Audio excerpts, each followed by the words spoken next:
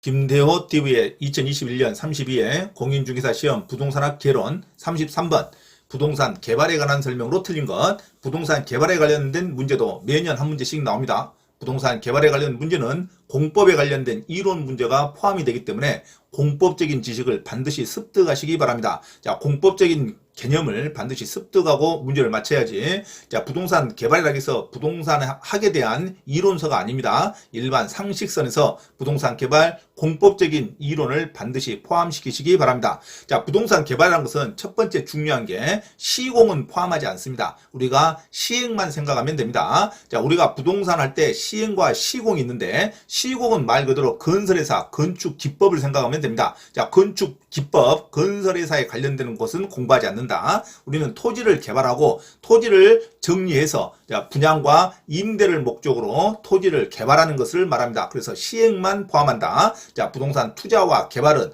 부동산 시행을 포함하지, 자, 시공까지는 포함하지 않는다. 자, 시행에 대해서만 공부하는 거죠. 자, 시험에 2번 나왔습니다. 시공도 포함한다면 안 돼요. 시행만을 생각하면 됩니다. 자, 부동산 개발에 관련된 일반적인 공법적인 지식도 반드시 갖추고 있어야 됩니다. 자, 1번 부동산 개발 사업 진행 시 행정의 변화에 따른 사업의 인허가의 지연료. 자, 인허가는 지자체, 국가기관이 인허가를 하는 겁니다. 건설회사가 인허가를 하는 게 아니죠. 그래서 건설회사, 개발사업 시행사가 아무리 열심히 준비를 하더라도 자, 행정관청에서 인허가가 나오지 않으면 공사를 시행할 수가 없습니다. 그래서 인허가에 대한 지연에 대한 위험은 사업 시행자가 스스로 관리할 수 없는 영역입니다. 사업 시행사가 스스로 관리할 수 없는 위험. 자, 이걸 체계적 위험이라 그럽니다. 자, 어쩔 수 없는 위험이죠. 자, 지자체로부터 인허가가 나올지 안 나올지 모르는 위험은 사업 시행사가 스스로 관리할 수 없는 위험이 됩니다. 자, 부동산 개발 사업에서 인허가에 관련된 지연 위험은 사업 시행사가 스스로 관리할 수 없는 위험이다. 자, 그러면 부실 공사에 관련된 대책은 사업 시행사가 관리할 수 있죠. 부실 공사 방지에 관련된 것은 사업 시행사가 관리할 수 있지만 인허가에 관련된 지연 위험은 사업 시행사가 관리할 수 없는 위험입니다. 그리고 돈을 빌려서 돈을 못 갚을 위험, 부도날 위험, 금융 위험이라고 그러죠. 금융 위험. 자, 돈을 빌려서 돈을 갚지 못할, 자, 채무 불이행에 관련된 위험도 돈을 안 빌리면 되죠. 이것도 사업 시행사가 관리할 수 있는 위험입니다. 자, 사업 시행사가 관리할 수 있는 위험은 금융 위험과 부실 공사에 대한 방지 위험은 자, 사업 시행사가 관리할 수 있지만 인허가에 관련된 지연 위험은 사업 시행자가 관리할 수 없는 위험으로 갑니다. 사업 시행사가 관리할 수 없다, 극복할 수 없다. 이걸 체계적 위험이라고 그럽니다. 자, 지자체가 인허가 낼지 안 할지 모르죠. 그래서 사업 시행사가 관리할 수 없는 위험이 인허가에 관련된 지연 위험이 됩니다. 자, 2번 공공개발 또는 공영개발이라는 것은 국가 지자체가 주로 시행하는데 민간업체와 함께 시행할 수도 있습니다. 자, 공공개발은 아주 상식적인 문제죠. 공공성과 공익성을 위해서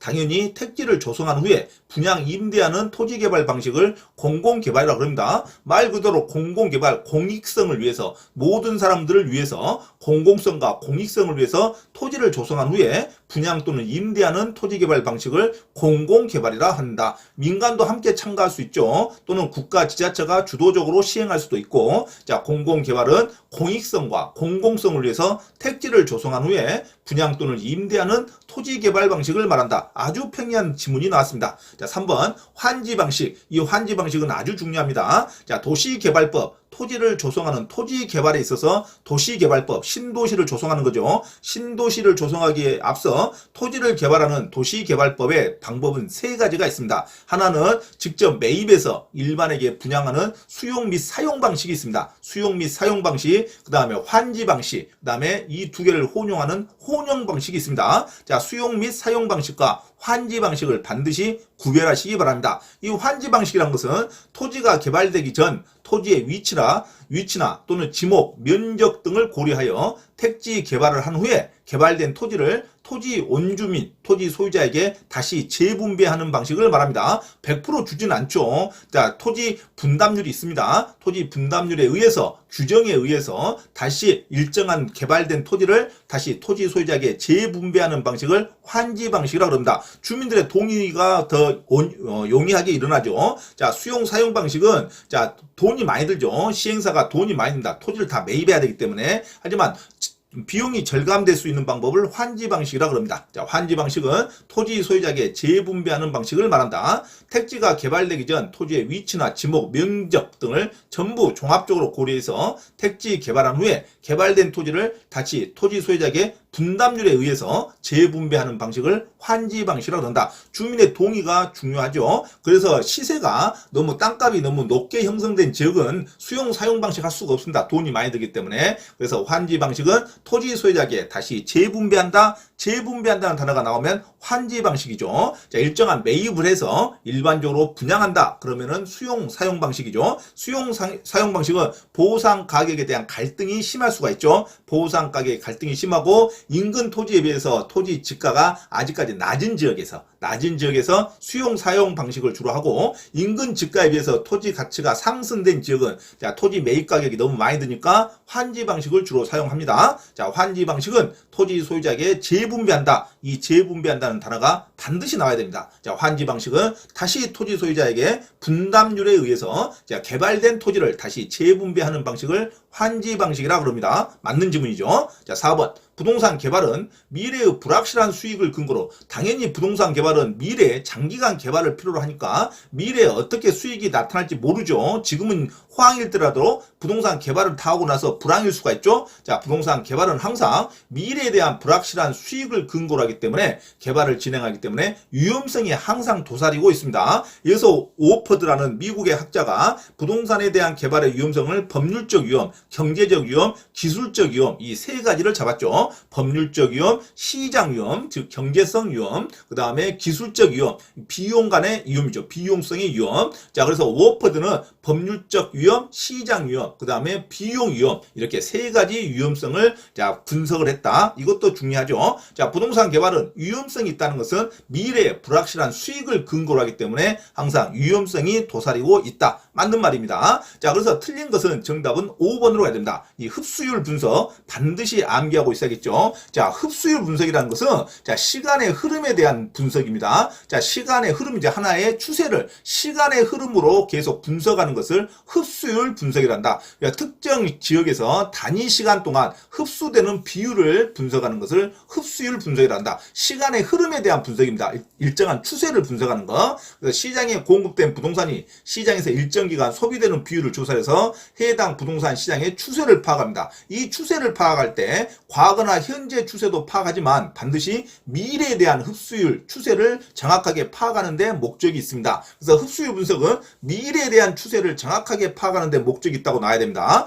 과거와 현재만 판단하는 것은 틀린 문장이에요. 흡수율 분석은 과거, 현재뿐만 아니라 미래에 대한 추세도 정확하게 분석하는 것을 목적으로 미래에 대한 것까지, 미래의 추세까지 분석하는 것을 목적으로 하는 것을 흡수율 분석이라고 한다. 시간의 경과에 대한 추세를 분석하는 겁니다. 자, 그런데 5번 지문은 흡수율 분석은 하고 나왔는데 재무적 타당성 분석에서 사용했던 수요 변수들의 투입값을, 이 투입이라는 것은 요소를 투입한다 그죠? 모든 수요 변수를 투입한 값을 낙관적, 비판적 상황으로 적용하여 수익성을 예측하는 것을 말하는 것을 흡수율 분석을 하지 않고 민감도 분석이라고 그럽니다. 자, 모든 가능한 요소를 투입하는 그 결과치를 예측하는 것을 민감도 분석이라고 그럽니다. 그래서 문장에 어떤 투입했다, 결과에 대한 예측을 한다 이런 단어가 나오면 이건 민감도 분석으로 가야 됩니다. 자, 민감도 분석과 흡수율 분석은 아주 섞어서 자주 나옵니다. 정확하게 수험생은 개념을 잡아야 됩니다.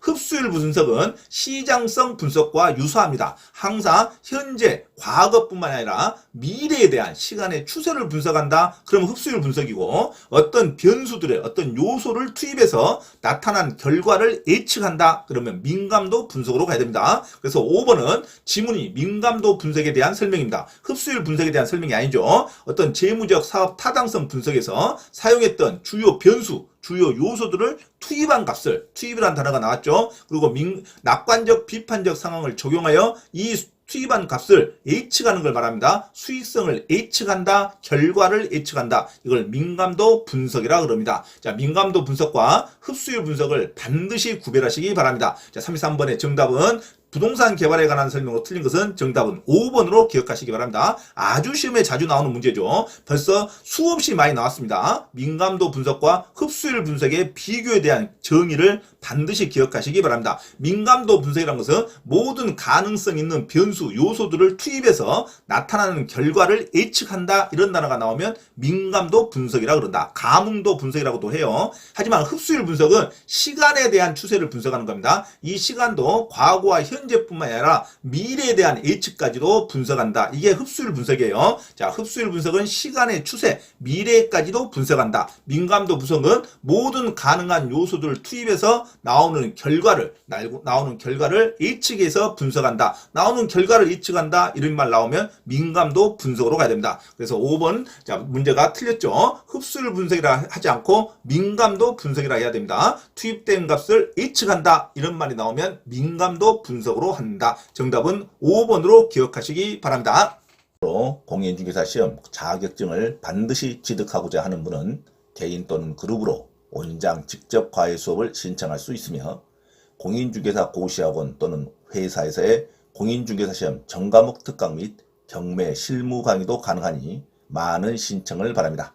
또한 공인중개사 시험 전과목 특별 무료 강의를 듣고자 하신 분은 매주 토요일 오후 1시부터 5시까지 서울 강서구 내발산동에 위치한 발산초등학교 맞은편 소생교회로 참석하시면 됩니다. 이상 화면 오른쪽 공지사항을 참조하시고 기타 문의는 김대호 원장 전화번호 문자로 신청하시기 바랍니다. 감사합니다.